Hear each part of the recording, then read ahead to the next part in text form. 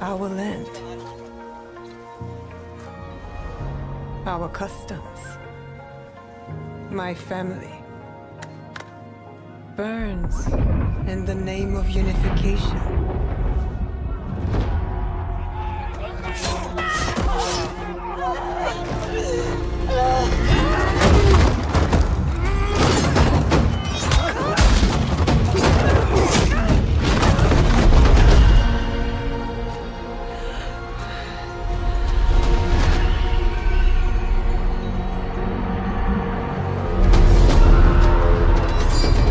A frog in a well who knows nothing of the sea.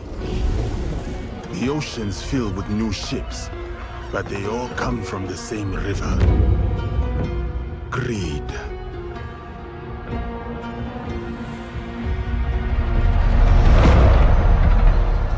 Power.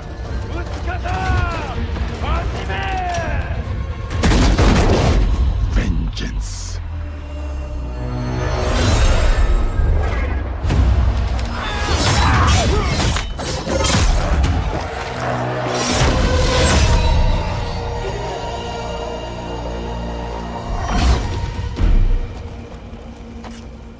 And you?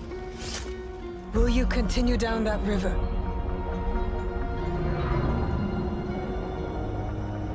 Or choose another path beyond what we see? And we must look for it together.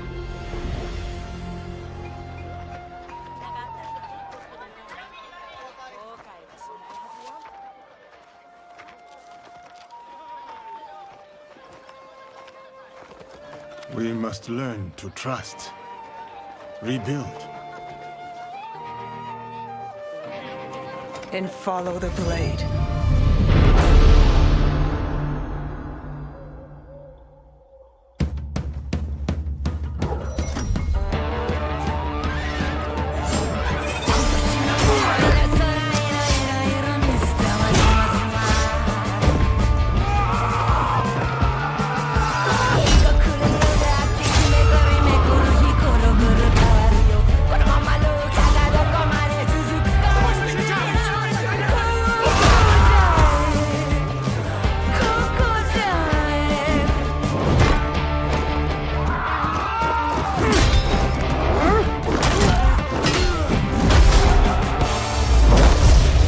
I said, who do you serve?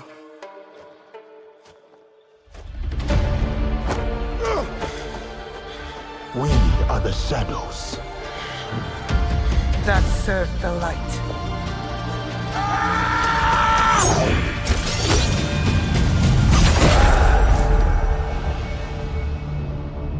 The samurai and the shinobi. We want the player to experience both, and we cannot squeeze both fantasy into one character because samurai and shinobi came from a different social class. They have different lives, so we cannot really mix them together.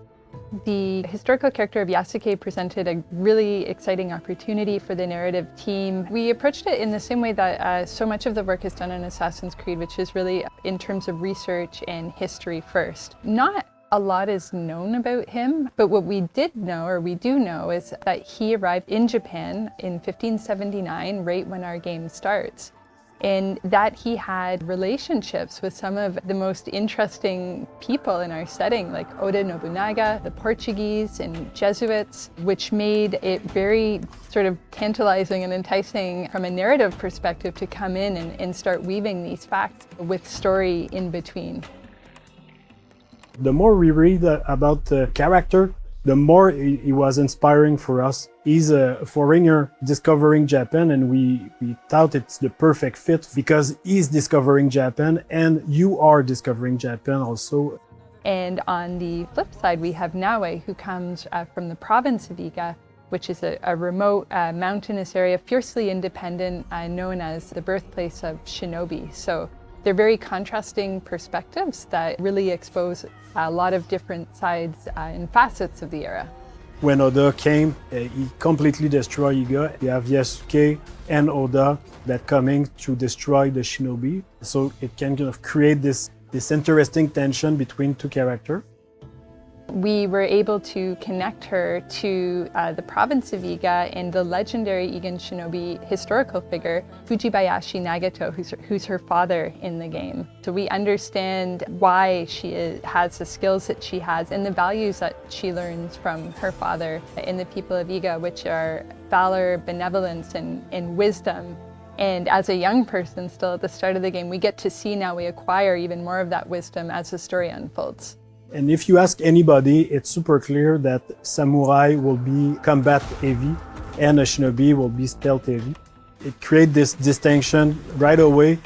Yasuke can fight with all his advantage, his stature, like he's a big guy, he can break door, he can fight multiple enemies, he can break armor. Compared to Naoe, like her character and their outfit, it's really about being stealth, being unseen. She's the only one with the hidden blade, so they have clear advantage that put them into the stealth and the combat, even if they can do a bit of both. They're a really great pair together because on one side we have Naoe, who's very intense and passionate and determined woman who is very set on her goals. She's kind of got her heart on her sleeve and she'll say what she feels in the heat of the moment. And this intensity that she brings as a shinobi, but that she also brings to her relationship. And this balances very well with Yasuke, who is sort of a thoughtful, level head to Naoe's fiery passion.